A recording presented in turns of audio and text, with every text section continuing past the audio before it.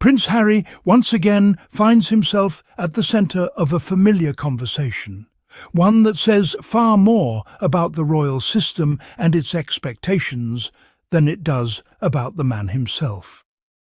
As we look ahead to 2026, some commentators are suggesting that Harry should apologise to his estranged father, King Charles, and his stepmother, Queen Camilla, in order to move forward.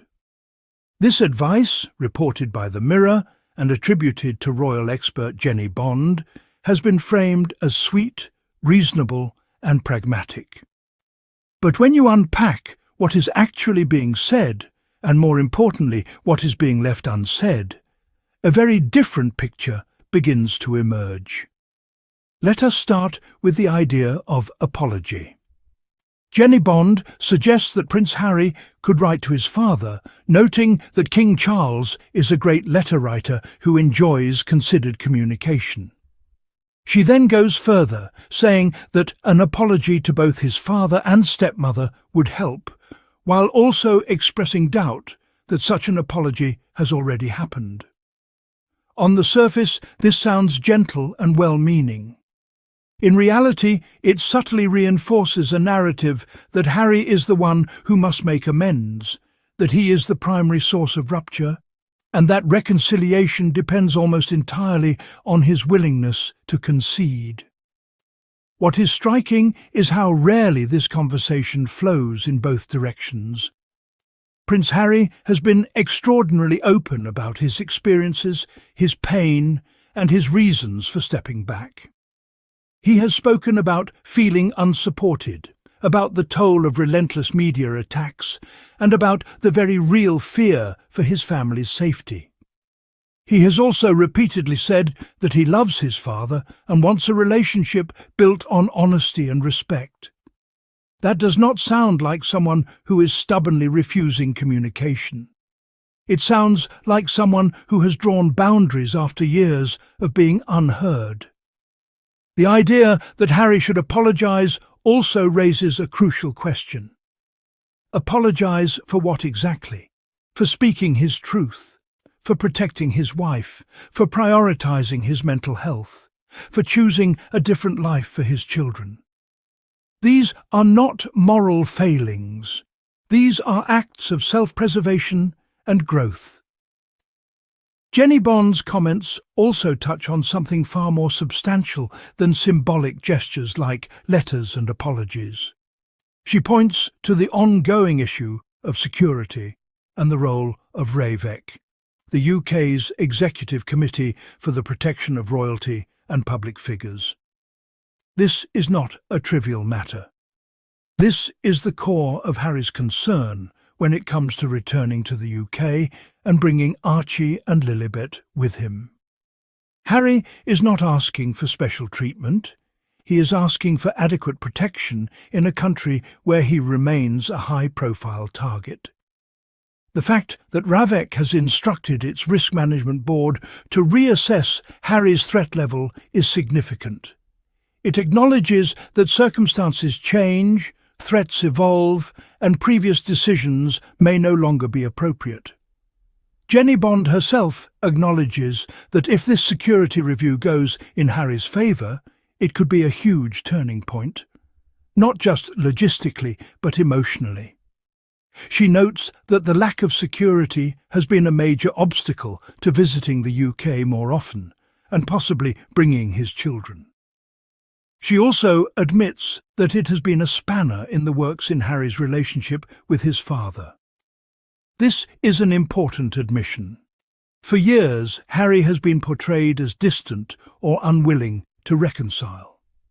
Yet here we have an expert acknowledging that a structural decision made by the establishment has directly impacted his ability to maintain family ties. This reframes the entire conversation. It is not about pride or resentment. It is about safety. Harry is a doting father. That is not a media spin. It is evident in how he speaks about Archie and Lilibet, in how he structures his life, and in the choices he has made since leaving the UK. No responsible parent would willingly put their children in harm's way.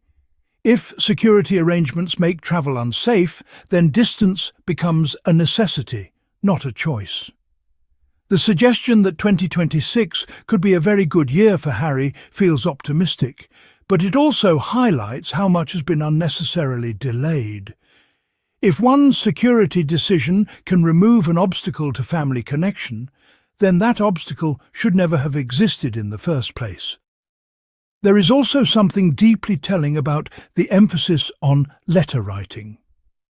King Charles is described as a great letter writer who enjoys considered communication. That is framed as a positive trait, and it likely is. But communication is not just about eloquent letters. It is about listening, accountability, and mutual respect.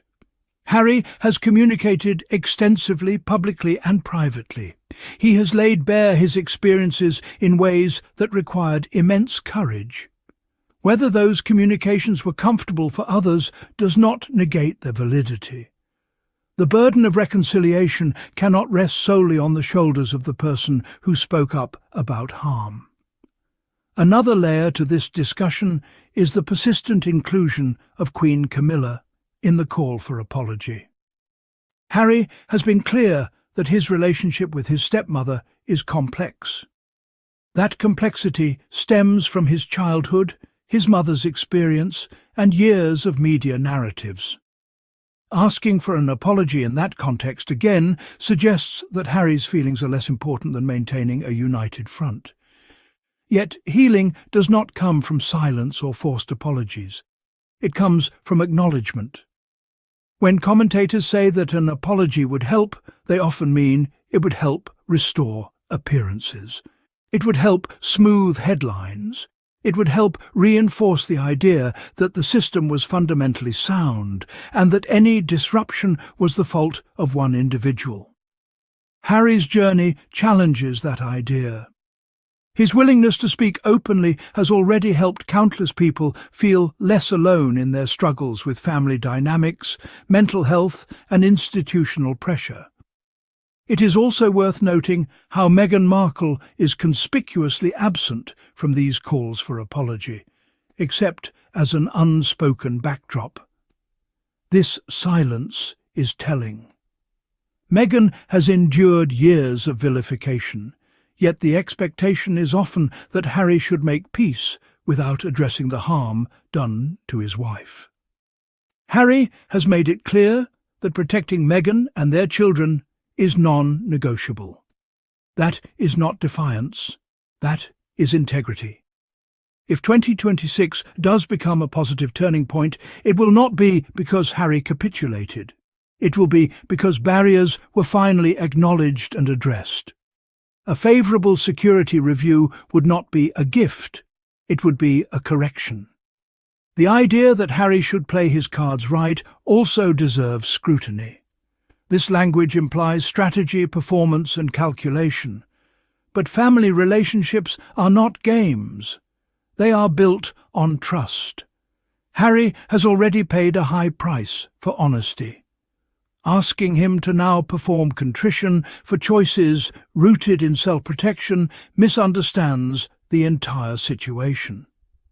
There is also an underlying assumption that Harry desperately needs acceptance from the institution he left. In reality, Harry has built a full life.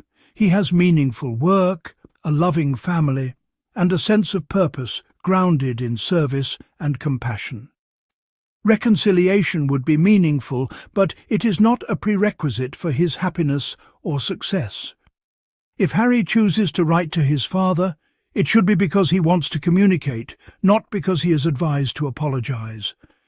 If apologies are exchanged, they should be mutual and sincere, not symbolic gestures designed to reset optics. The focus on 2026 as a potential fresh start is hopeful, but it should also prompt reflection on why it has taken so long. The obstacles cited are not emotional alone. They are institutional. Security decisions, media hostility, and a lack of support all contributed to the distance. Jennie Bond is right about one thing. Removing the security obstacle could open the door to more frequent visits and deeper connection. That alone would change the dynamic significantly. It would allow Harry to bring his children to the UK without fear. It would allow them to know their heritage on safe terms. It would allow relationships to develop naturally rather than under strain. In that sense, the most powerful step toward reconciliation is not an apology letter. It is a practical decision that prioritizes safety and fairness. Prince Harry has shown remarkable resilience. He has endured criticism, misrepresentation, and isolation. Yet he continues to speak with compassion, especially about his father. He has never denied his love. He has simply asked for understanding. If 2026 is to be a good year for Harry, Meghan, Archie and Lilibet, it will be because progress replaces pressure, because listening replaces lecturing, and because responsibility is shared rather than assigned. The conversation should not be about what Harry owes. It should be about what it takes for a family to heal honestly. And that starts with recognizing that protecting one's mental health, one's spouse and one's children is not something that ever requires an apology.